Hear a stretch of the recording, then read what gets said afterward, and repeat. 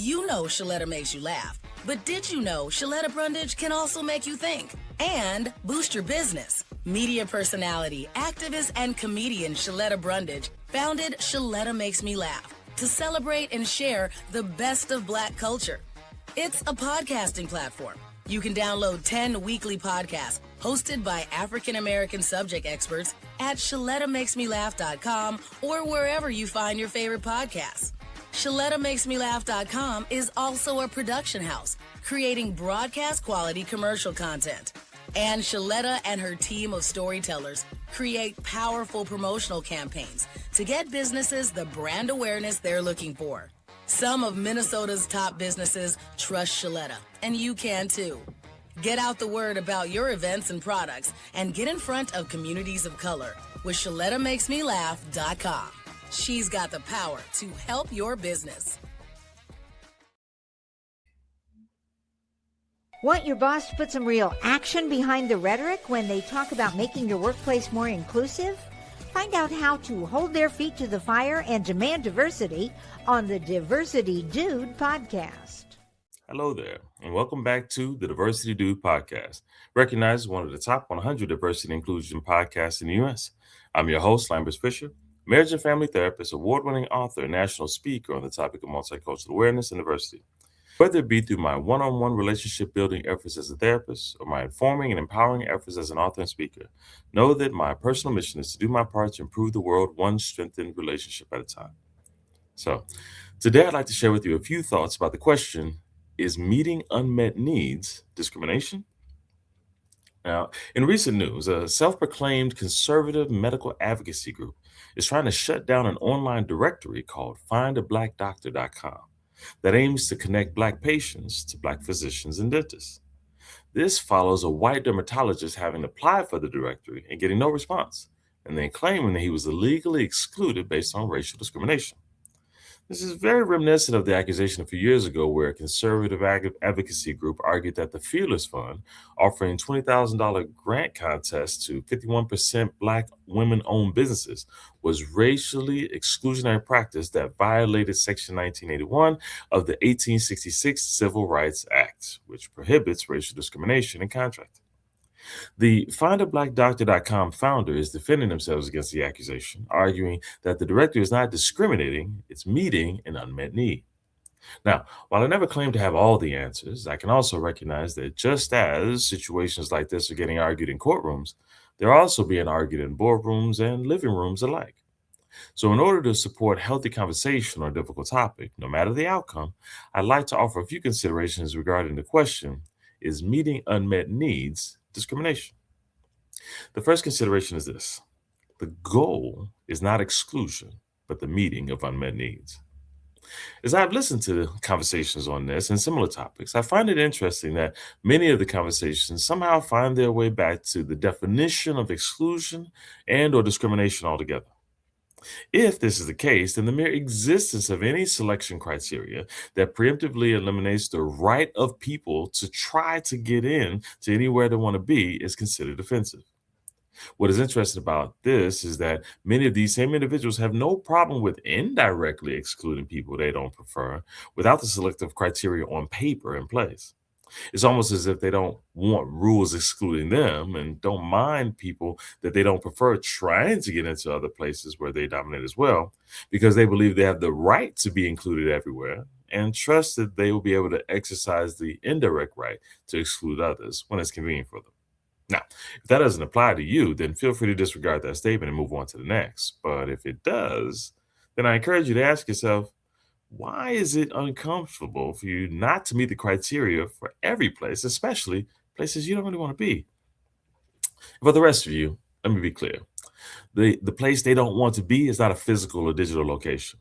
The place I'm referring to is the place of taking intentional responsibility for meeting the needs of patients whose needs have gone unmet or insufficiently met for years. In this mindset, the goal of the directory is not to exclude people based on an arbitrary factor of skin color, which I agree does not indicate a professional's level of skill or quality of care. However, it is instead an effort to identify professionals who are not only generally good at their profession, but particularly sensitive to the needs of a target population, such that if you do not meet the criteria for that need, then if you are not particularly prepared to or even interested in meeting that unmet need of that population, then it would seem reasonable to not include you in that directory. Not only that, but it would be understandable for someone to conclude that your goal was more to expand your business exposure to more potential clients than it was to convey to those patients a genuine desire to meet their unique needs. Which brings me to consideration number two. In a real world, this directory wouldn't be necessary. In an ideal world, that is. No offense to findablackdoctor.com, but I agree that in an ideal world, this online directory would not be necessary. In an ideal world, every doctor would be skilled, culturally competent, and genuinely motivated to meet the needs of all their patients, no matter their cultural similarities or differences. Unfortunately, we do not live in that ideal world today. Today, despite the immense progress that has been made in this country over its many years, I can also acknowledge that we've got a long way to go. And by we, I mean all of us in different ways. I consider that less than 6% of physicians in active practice are Black, despite representing 13% of the population. In doing so, I acknowledge that for decades, Black people were denied literal exclusion from having the opportunity to become medical professionals. Then, after that wasn't allowed, many other barriers were put up in their way, denying them the opportunity to join hospitals, associations, and medical practices, despite having the skill and the interest to help any and everyone. So, they solved that problem by working hard, overcoming those barriers, and building their own businesses, their practices. And they made their own associations, showing the world that they were just as capable as everyone else and just as interested to meet the needs of everyone they could see. But I know that some of you may be saying, see, exclusion was bad then and it's still bad. But if we avoid falling into that trap for just another moment, remember that I agree that the selective directories like this would not be necessary. The key is the necessary part. For unlike the historical exclusion often cited and reportedly avoided, the goal of the directory is not to convey that only the best doctors are allowed and thus only the best doctors are Black doctors. No others need apply. No, instead, only doctors who support the mission to meet the too often unmet needs of an underserved or unserved population need apply. Not only that, but for the many Black individuals and families out there who have utilized the services of the majority of doctors out there, hoping for the best, hoping for quality care, hoping to be valued, seen, and understood, hoping to receive personalized care, knowledgeably considering, when necessary, the general tips and recommendations that may not be the most appropriate, and providing care in consideration for culturally unique experiences, conditions, and care, those needs. For them, a directory like findablackdoctor.com helps in unique ways. Not to exclude the other 94% of doctors available, in which they may have already likely experienced with mixed results, but instead to have a chance to find the less than 6% rare unicorn Black doctors. Again, with no guarantee of competence, but with a different gamble, a different risk, a different chance that they could receive a different and more culturally informed quality of care. To deny a directory like this is an act of conveying lack of care for people's desire to have their physical health needs met in unique ways to them. That is, of course, unless you're offering an alternative, which is where consideration number three comes in. This conversation ends when every professional can meet every unmet needs. In order to make the dream a reality, where a directory like this isn't necessary, you would need to not just eliminate the selective unmet need meeting criteria and let everyone in, diluting the chance of finding people who can genuinely care for their need, and instead make intentional efforts to ensure that every doctor, no matter their cultural identity or background, is culturally competent enough to meet the needs of all their clients, not just those who look like them. In this case, if this were the case, then every professional can be listed in every criteria without issue, because every patient can be reassured that every doctor, no matter their cultural similarities or differences, is not only capable, but also motivated to value them, knowledgeably assess them, and provide custom treatment to their general as well as their culturally unique needs. Unfortunately, that isn't today. For there are many doctors who admit to viewing every patient as the same, not with the same value, but as having the same needs. And science continues to show that while there are many ways in which we are all the same, there are also unique ways in which we differ. That's where the knowledgeable part comes in. Sometimes physiological, sometimes environmental. Whatever the cause or the correlation, no matter what or who is responsible for that reality, medical professionals need to be ready to navigate these uniquenesses and dilemmas.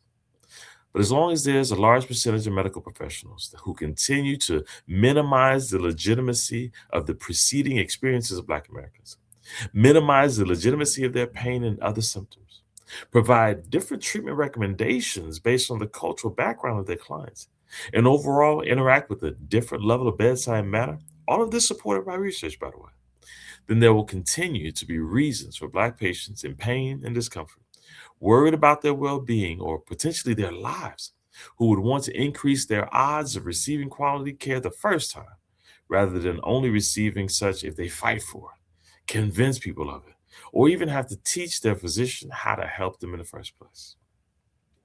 With all that being said, my hope for you is that you will be able to see beyond the is all exclusion discrimination intellectual debate and focus on what is being done to meet actual unmet needs.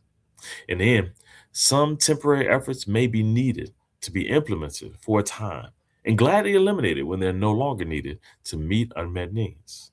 However, as long as unmet needs exist, then instead of attacking imperfect efforts to meet unmet needs, show your effort to offer a better solution to the needs that exist today in hopes of a shared future where everyone's needs are always seen, understood, prioritized, and effectively met. And with that, I'll say thanks again for listening to today's Diversity Dude podcast. If you found it positive and insightful, then be sure to like and subscribe so I know which topics you'd like me to share more on in the future, and share with the friends so that they can be encouraged as well. And you can find out how you can cultivate a culturally safe work environment for you and your team by visiting lambertsfisher.com/playbook for a free guide.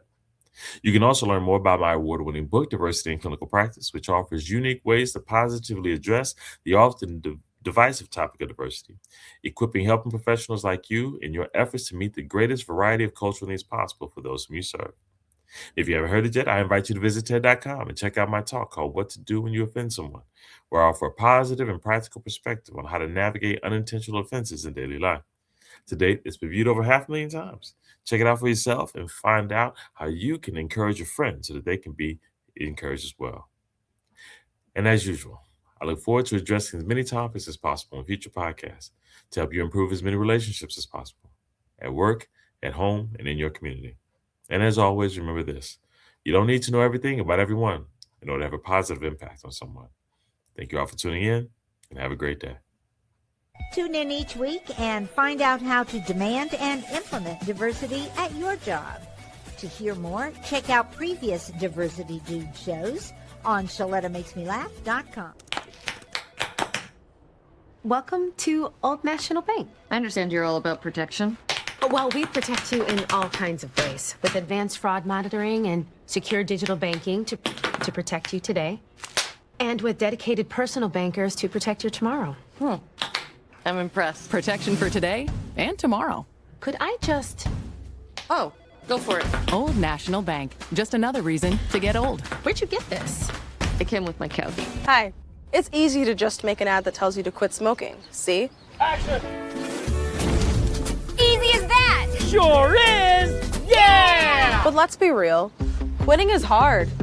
It's messy, frustrating, but every struggle is actually a victory. At Quit Partner, you get free tools from people who get it. We're not going to tell you it's easy, just that when you're ready, you've got a partner to help you get it done.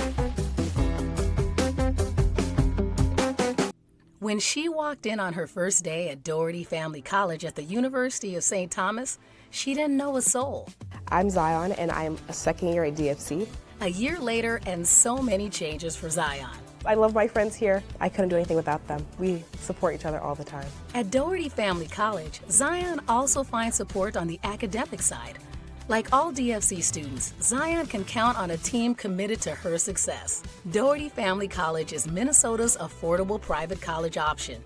DFC students earn their associate's degree and then can transition to a 4-year college or university for their bachelor's. Many are students of color or first in their family to go to college. It's nice to see people that look like you pursuing an education, wanting to succeed academically. Zion encourages any high school student looking for a college home to do what she did and apply to Doherty Family College. All the support you could need is here. Ready to make your move and experience Doherty Family College for yourself?